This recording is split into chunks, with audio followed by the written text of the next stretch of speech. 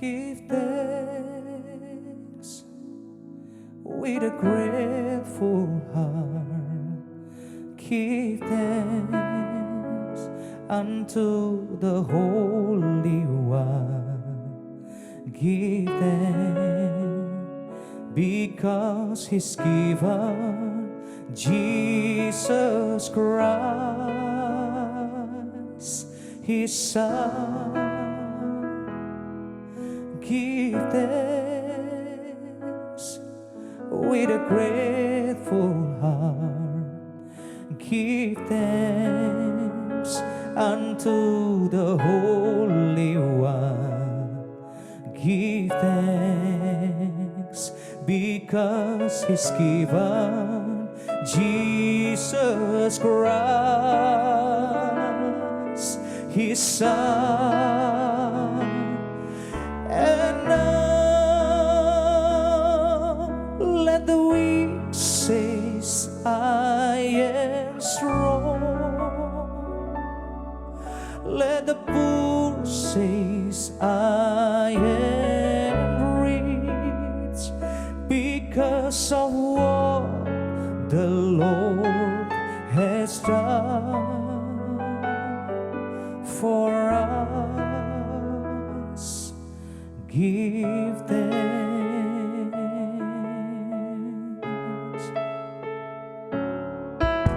Give thanks with a grateful heart. Give thanks unto the Holy One. Give thanks because He's given Jesus Christ, His Son.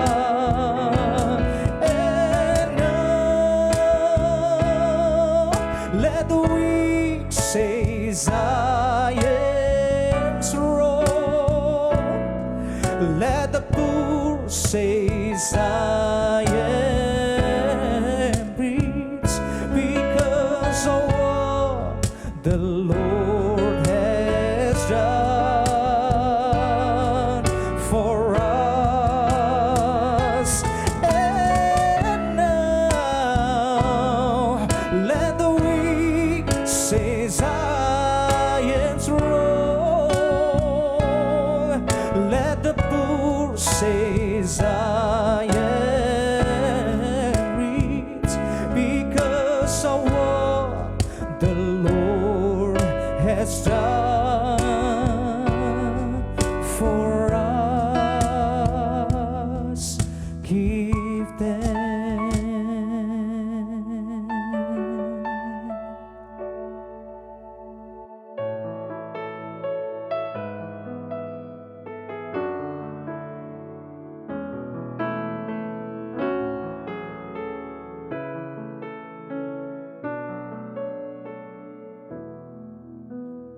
God will make a way where there seems to be no way. He works in ways we cannot see. He will make a way for me. He will be my guide. Hold me closely to His side, with love and strength for each new day. He will make a way.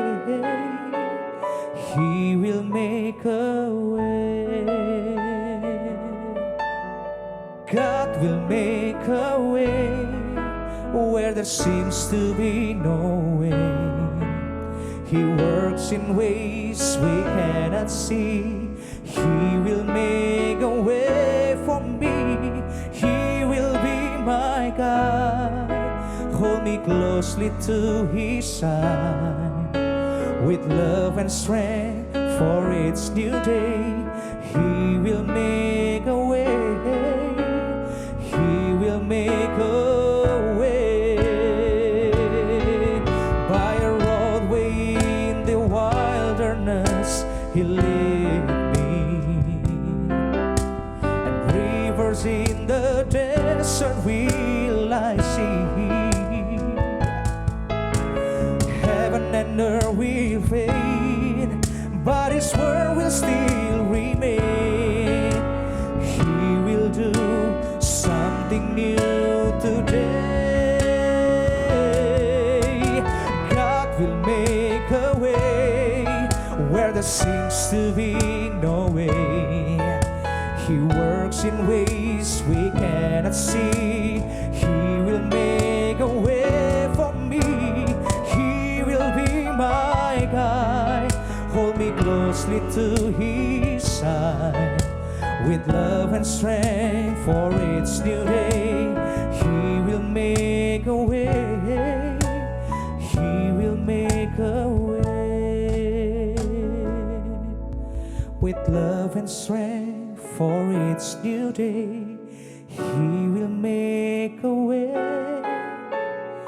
He will make a way.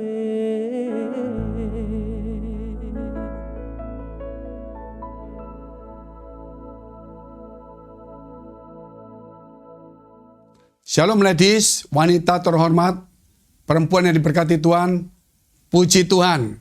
Masih mengalami tekanan, masih mengalami kesulitan, masih selalu mengeluarkan air mata, masih merasa tersudut, masih punya kepahitan, masih punya kekecewaan, masih punya pergumulan. Tinggalkan itu semua hari ini.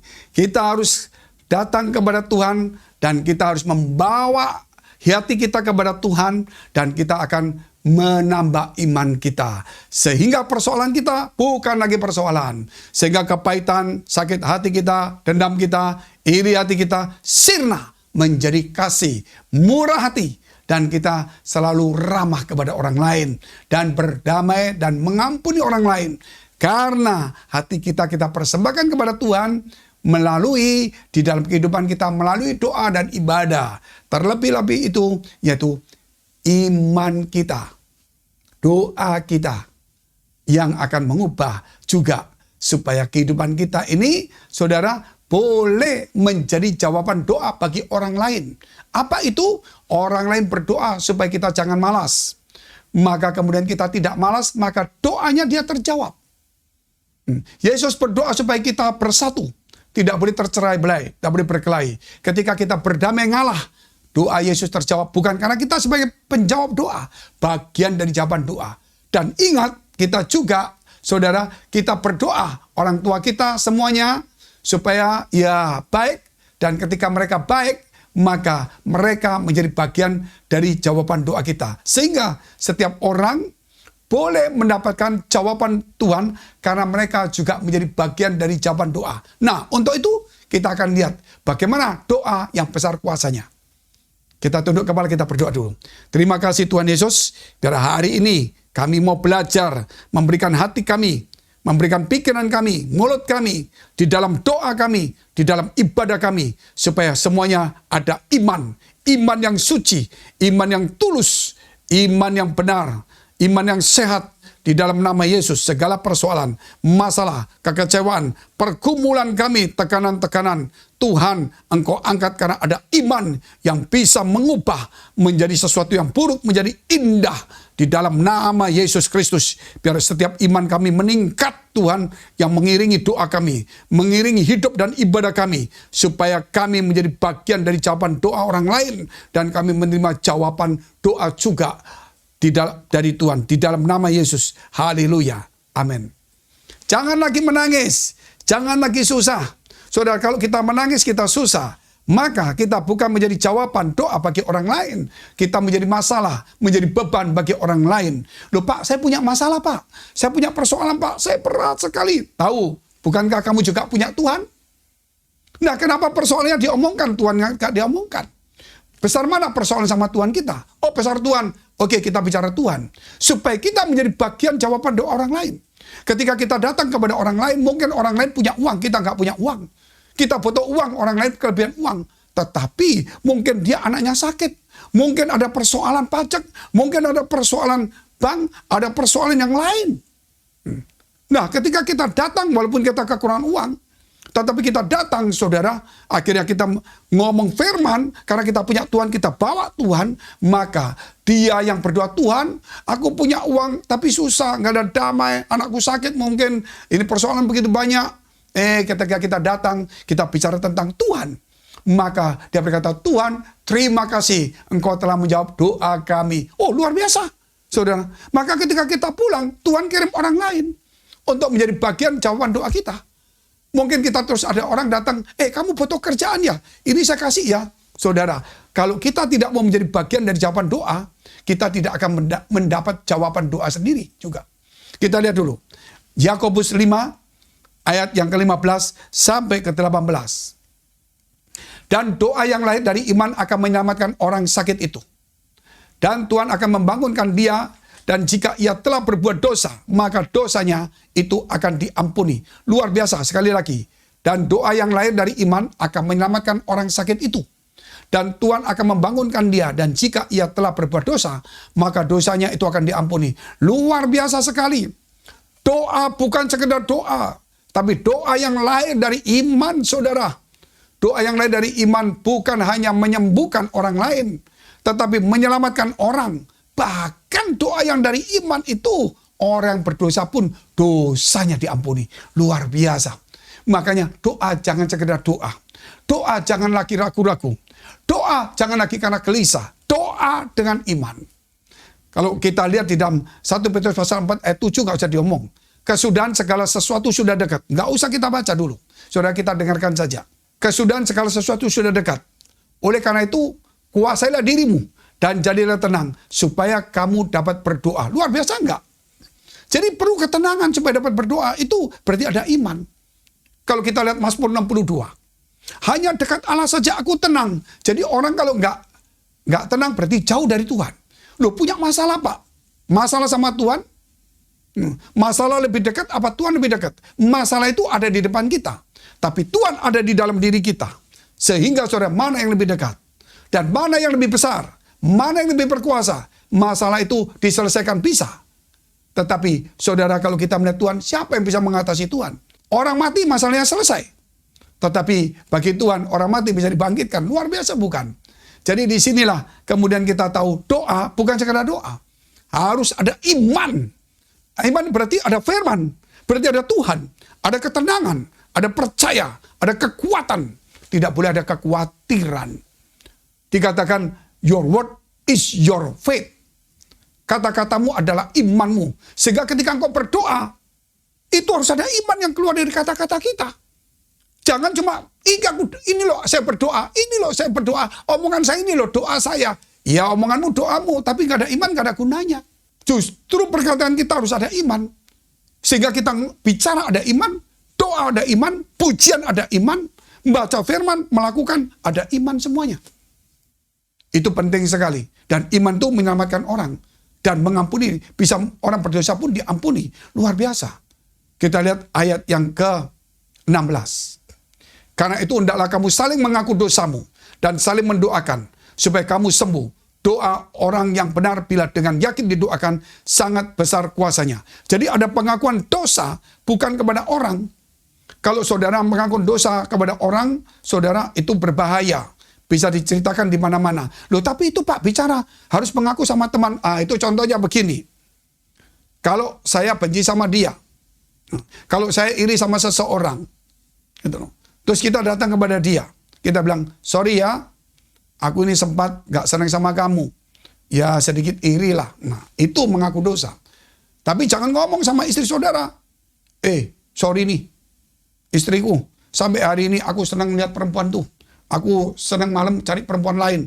Itu ngaku dosa. Tapi enggak membuat jadi baik. Menimbulkan dosa. Kecuali kalau ada pengakuan dosa di tempat seperti Katolik itu lain perkara. Tapi yang disebut saling mengaku dosa ini artinya, saudara, ketika kita berkata, sorry ya, aku iri, aku marah sama kamu. Karena kamu kok sepertinya lebih enak nasibnya dari aku. Nanti yang satu berkata begini, sorry ya, aku juga minta maaf, aku terlalu berpakaian mewah, sehingga membuat kamu iri. Sorry, aku juga salah. Itu saling mengaku dosa. Ada orang yang merendahkan, saudara, sorry, aku merendahkan kamu. Yang satu yang direndahkan dia bilang, ya sorry, tadi aku sakit hati. Nah, itu saling mengaku. Dan dikatakan saudara, doa orang benar bila dengan yakin didoakan sangat besar kuasanya. Artinya orang benar itu saling mendoakan orang lain juga. Jangan saudara kita mendoa untuk diri sendiri. Dikatakan saling mendoakan. Doa orang benar bila dengan yakin didoakan besar kuasanya. Jadi kita harus mendoakan orang lain juga. Bahkan musuh kita. Mendoakan orang lain. Orang tua saudara kita juga. Jangan lupa dibawa. Pendeta kita, teman kita, jemaat kita doakan. Setelah itu kita harus yakin. Nah ini penting. Karena itulah iman. Nah kalau kita berdoa nggak yakin, bagaimana saudara? Kita berdoa harus yakin. Kalau nggak yakin jangan berdoa. Makanya setelah berdoa, amin. Kata amin itu berarti ya benar. Kata amin itu berasal dari bahasa Ibrani imun. Apa itu imun, saudara? Imun itu kemudian menjadi kata aman. Nah, aman ya aman beginilah. Nah, kata aman itu kemudian menjadi amin. Jadi iman itu dari kata imun.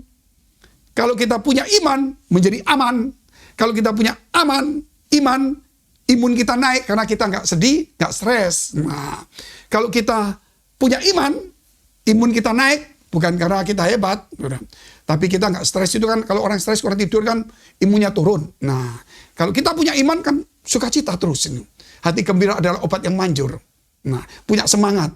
Terus kemudian muncul yang namanya aman karena kita punya iman, jadi merasa aman. Rasanya tenang.